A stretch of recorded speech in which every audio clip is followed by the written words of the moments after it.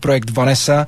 Já tady vítám dva zástupce této legendy, a to Jakuba, Sira Jakuba a Samíra. Takže dobrý den, dobrý večer, pánové.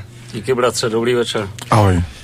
Tak měli bychom si asi představit trošičku pro nový posluchače, který třeba sledují náš pořad od začátku, což je nějak rok a půl, a který třeba nevědí, jak dlouhou pauzu měla Vanessa, tak vy jste naposled vydali, tuším, v roce 97 a to byla Vanessa Gun, nebo je to tak, nebo bylo ještě něco potom? To byla Vanessa Gun, pak vyšly nějaký skladby na nějakých kompilacích, mám tušení, ale už si to moc nepamatuju. V každém případě je to 12 let a v podstatě se nic nezměnilo. Teďka nastupujeme v nové sestavě, která vlastně vychází jak z té původní sestavy s Danielem Rodným, tak z té sestavy Vanessa Gun, protože tam je Miroslav Papež. No, jako, když jsme dělali Vanessu v 90. letech, tak jsme byli v takový té krizi dospívání a teďka jsme v krizi dozrávání a oni jsou si ty krize dost podobný, takže to je, myslím, že hlavní důvod, proč jsme do toho šlápli zase. Tak pravil Samira, já musím říct, že zraje jako víno. Teďko jsem se chtěl ještě zeptat na docela důležitou věc. Vy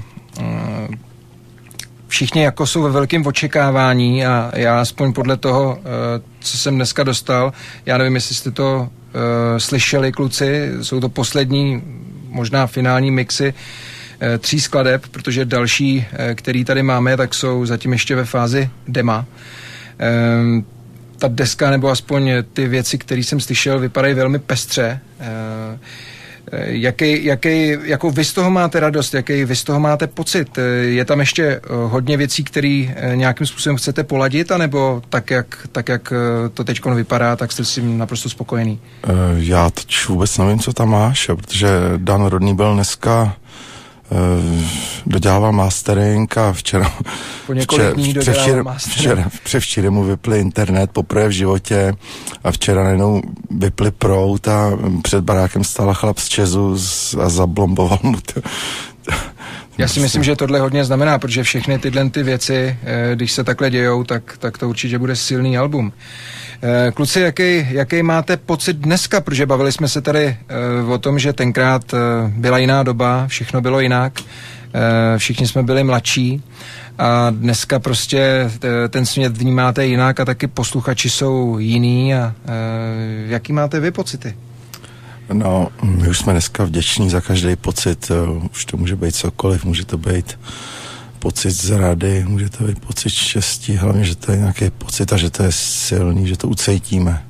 Já si nemyslím, že se ta doba změnila. Já myslím, že od té doby, co jsme přestali s tvrdou muzikou, tak jsme se snažili zintegrovat do té společnosti a teď jsme teprve pochopili, že to vlastně vůbec není možný a ta změna je v podstatě nulová. Je to jako někde za hlubokýho komunismu, to, co tady teďkon je a jediná možnost je si vytvořit nějaký brnění, vzít si do ruky nějaký meč a to je právě tahle muzika. Nebo vzbudit kreaturu, jakou je třeba Vanessa. Monstrum. Jasně. No, tak ještě pak bych se vás chtěl zeptat, protože bych chtěl volně navázat na skladbu.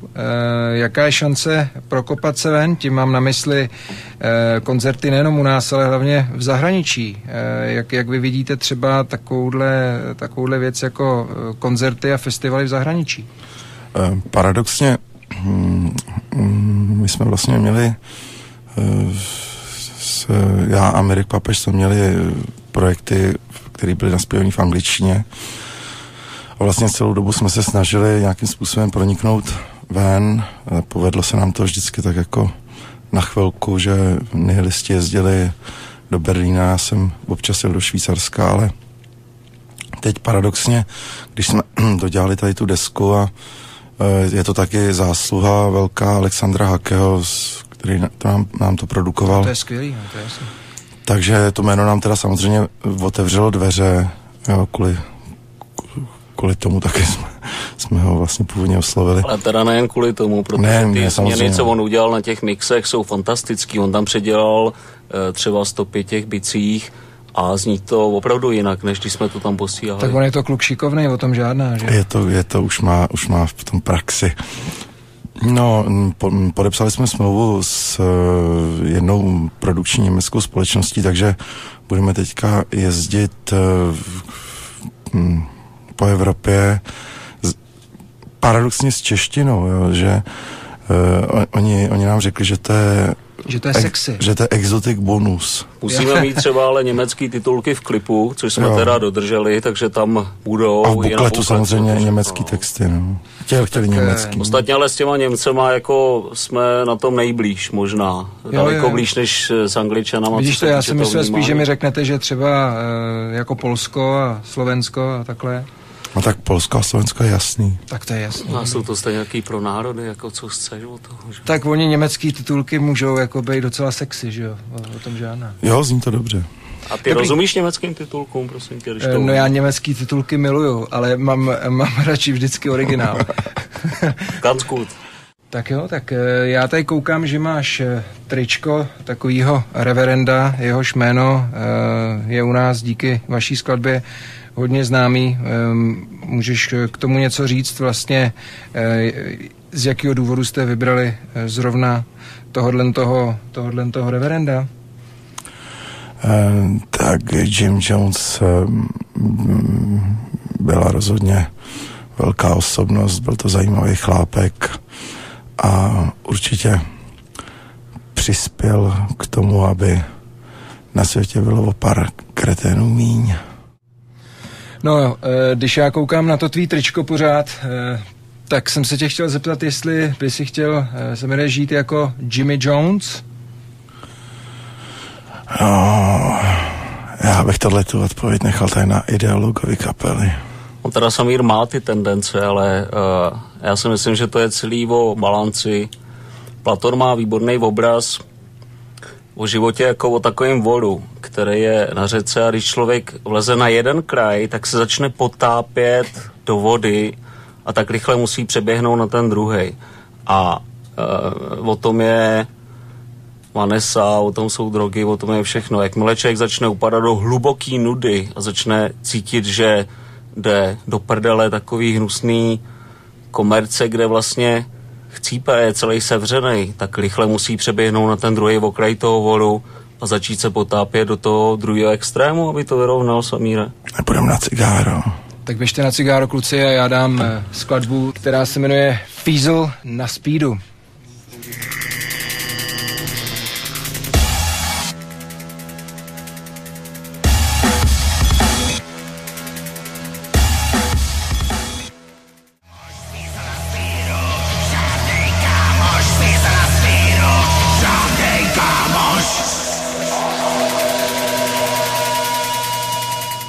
Tak tohle byla skladba z nové desky skupiny Vanessa. Skladba se jmenovala, jak jistě jste slyšeli, Fiesel na speedu a nové album, pokud se nemýlím a pokud ho ještě nepřejmenujete, se jmenuje Ave Agony. Je to tak? Je to tak. Je to tak. Tady je zajímavý v téhle věci, že to je o fízlech, že jo, takže to je... Předtím si říkal o taxikářích a teďkon už jsou v tom je fízlové, takže je to docela, jako ta společnost koukám, že je pořádně prolezá. No, ještě, že my jsme z toho venku. A je to celý o tom, že my jsme se seznámili někdy v roce 88, kdy já jsem měl zkušebnu v Nerudovce, kde vznikly kurtizány, zkoušeli modrý tanky, Číňani a tak a tam ještě chodili fízlové tenkrát, jakože třeba zaklepali, že nesou flašku vína, ale vořech je tenkrát tak vožral, že mu ukazovali estébácký průkaz. A tohle to je o jednom kámošovi, který tam taky chodil. Který pak mě udal někdy asi po 15 let. Za co tě udal? Za drogy nebo za nějaký souložení? Vlastně za všechno. My teda, ale už teď... Tak to jsem musel docela máknout. No, v každém případě, my když jsme teďka začali dělat Vanessu, tak se okolo toho začaly dít opravdu divné věci.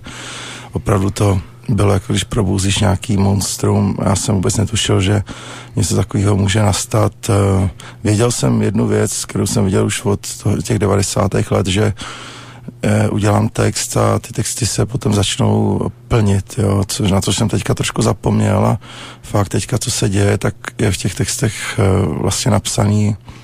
No, začalo to tím, že nás začaly opouštět holky a manželky, teď jsme v podstatě skoro celá kapela muži v domácnosti, takže žehlíme, perem, jsme tam jako sami, že prostě z té Vanessy je nějakým způsobem strach a To zní opravdu strašně a to bych nerad rozváděl teda. No představ si mě s žehlicím prknem. No to si nedovedu představit teda. Je to děs. Ale jako vypadá to, že jako vám to jde, kluci, protože jste jak z Partesu. Jste pěkně vypradý. Tak já se učím rád na piano, abych přilákal nějakou partii, ale... Mě to praní začalo bavit, člověče, ty a peru jak děs. No tak ty pereš prádlo, kolega pere peníze. Ty vole, já jsem ti říkal, že o tom nemáš mluvit, víš, dobře, že jako o tvých zákaznících se tady bavit nebudeme. To nemůže být jako důkaz, ne? Takový věc, a proto právě si myslím, že by se hodila další skladba z nového alba Ave Agony, která se jmenuje Primitive.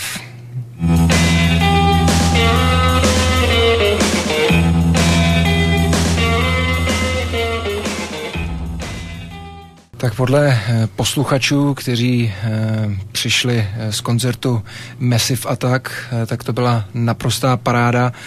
Co vy sledujete takhle jako nový kapely, nový věci? No tak Massive Attack zase nejsou tak nový a já hudbu moc neposlouchám. Já se spíš koukám na filmy a čtu komiksy. To je fajn, já jsem tuhle si povídal s jedním hudebníkem, kterýho si taky nesmírně vážím, který dělá ambientní muziku a ten mi říkal, že hudbu vůbec neposlouchá, protože jí má dost vlastní a že pouze čte knížky a sleduje filmy, kde hledá inspiraci, takže knížky jsou super, no, to je pravda. Tady u té skladby je zajímavý, že to je vlastně jediný cover na desce, je to skladba od garážové kapely z 60. let, která se jmenovala The Groupies. Tu skladbu pak předělal ještě Cramps a taky na tom je zajímavý to, že to je vlastně první text v mém životě, který jsem nenapsal já, který zpívám. Ten text jsem psal Poli ze skupiny Insanie, což je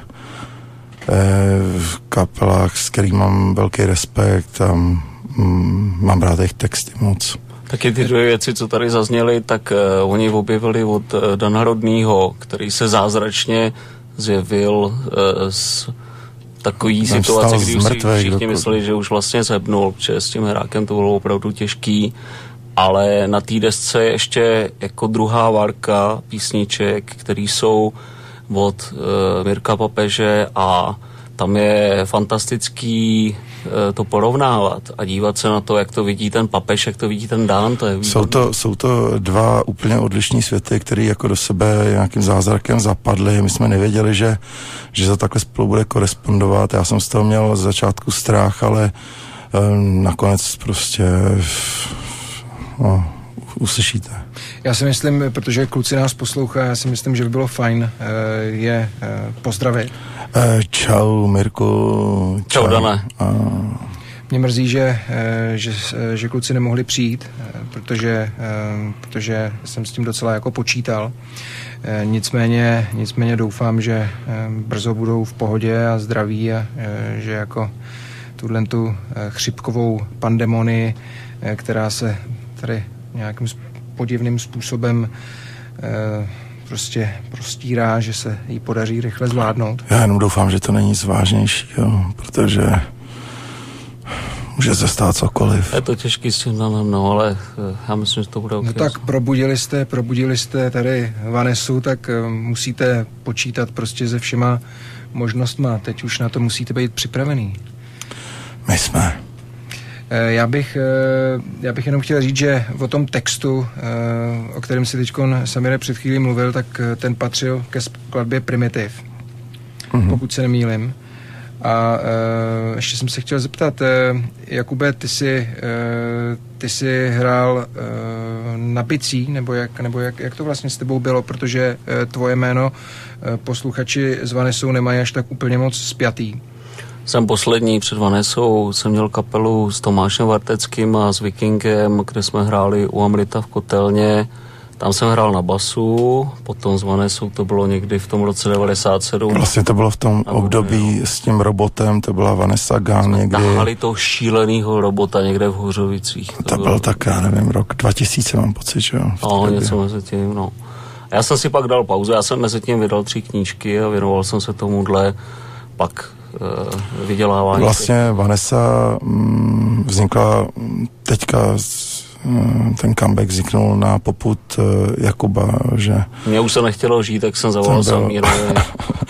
To je naše vlastně řešení. Ten spouštěcí mechanismus, že zavolal a řekl, že to dáme dohromady. To já jsem myslel, že jste jako propojený neustále. No, v podstatě jako tak komunikujeme spolu, nebo komunikovali jsme spolu, ale on byl ten, kdo řekl, že to tady chybí. No a chybí to tady, jako vem si, kdo hraje takovouhle muziku. Pust tam něco dobrýho. Dáme tam Ahoj chcípni. Nová věc z desky Vanessa.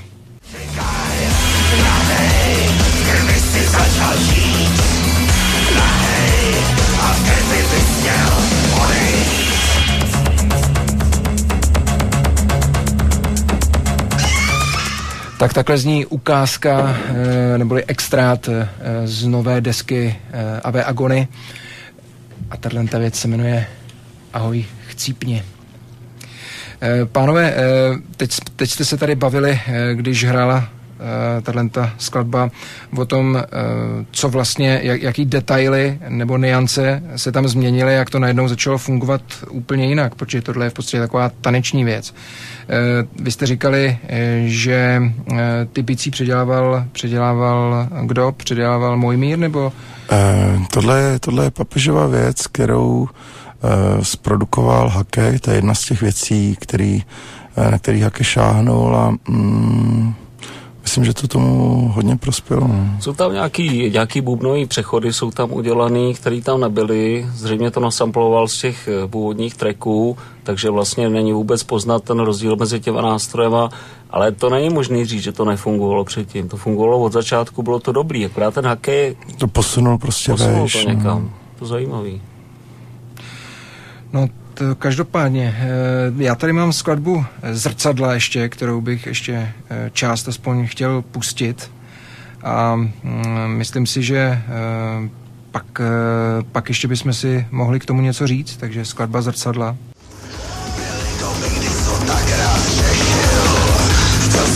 Svoje názory navejdali, co si sotva přežil.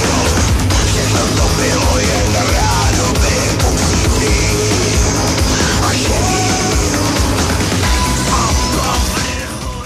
Tak tohle byla další ochutnávka z nové desky, která se jmenovala Zrcadla. Možná by bylo fajn si říct, když už vás tady kluci mám, protože deska, o tom, že vyjde zanedlouho deska, o tom už jsme mluvili, teďkon by bylo fajn si říct třeba, kde vás posluchači můžou vidět naživo. Tak křest desky vlastně bude na Vltavský, v kulturním centru Vltavská, což je bývalý Belmondo, kde my jsme hráli v těch 90. letech, takže vlastně tak plynule navazujeme. Takže 17.12. je to tak? 17.12. Pak je Brno někde, jo? Pak je nějaký Brno a pak se to rozjíždí. Dobrý, možná bylo fajn si taky říct, pokud posluchači třeba si vás nenajdou na nějakých serverech, tak rozhodně říct aspoň vaše stránky oficiální, nebo... Tak naše stránky jsou teďka ve výstavbě, je to vanessa.cz, ale v podstatě nejvíc informací teďka najdou na Bandzone/Vanessa. V pohodě, já když jsem mluvil s Mojmírem, tak si ten server velmi pochvaloval a říkal, že ta návštěvnost ho tam překvapila, že to je opravdu velký.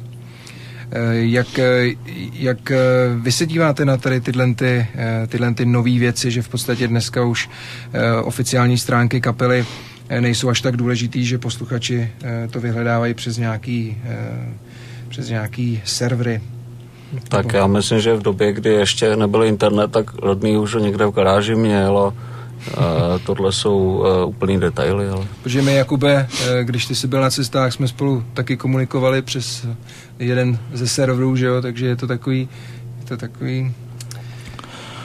Ta doba v tomhle je samozřejmě úplně výborná, protože klip, který teďka se střihá, který bude hotový někdy tak za 14 dní, pravděpodobně v televizi nepustěj. Mám tam takový. To smazali z YouTube ostatně. No, a to byl starý klip z 90. nějakýho, nebo ne, to bylo to prasečí ženou, teďko jak jsem jí tam popravoval. No, s tím, že teda ten internet je skvělý, že to aspoň lidi uvidějí, no, tak my jsme nechtěli dělat žádný ústupky při tom klipu a docela jsme si to užili. Bude tam spousta zajímavých lahůdek, jako třeba, jak Jakub říkal, poprava prasečí ženy a co se Vltavský týče, tam máme výbornou scénu, co nám dělá David Jan, co dělal teďkom Vogígrovi dokument, super světla jsme se hnali dohromady, projekce výborný. Jo, no jasně, veškerý videa nám dělá David Jan, který je spolupracovník Gigra. Myslím, že to má v ruce hodně. Já jediný 2 videa, samozřejmě jsem viděl, jak ty si tam, Jakube, dal takový to starý video, že jo? To byl jedáš, co se teďko někde vynořil z VHSky okopčený. Přesně, a ty 2 nový věci, co jsem viděl, tak to byly jenom takový ukázky, to nebylo jako, že by to bylo jako celý video, že jo? To jsou ukázky, to vlastně s tím videem nemá zas tak moc společného.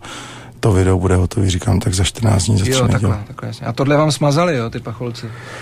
Tak. No, žena, tlustá, nahá, to víš, politická korektnost, Amerika, ty vole, něco se jim na to nezdá, lup, a už poslali papežovi, že mu na 6 měsíců blokuje účet, no.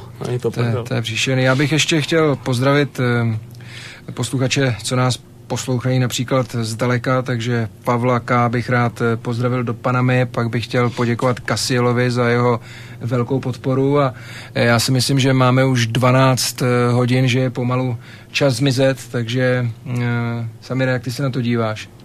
Chci zmizet. Další skladba, poslední skladba z nového alba projektu, znovu reinkarnovaného projektu Vanessa.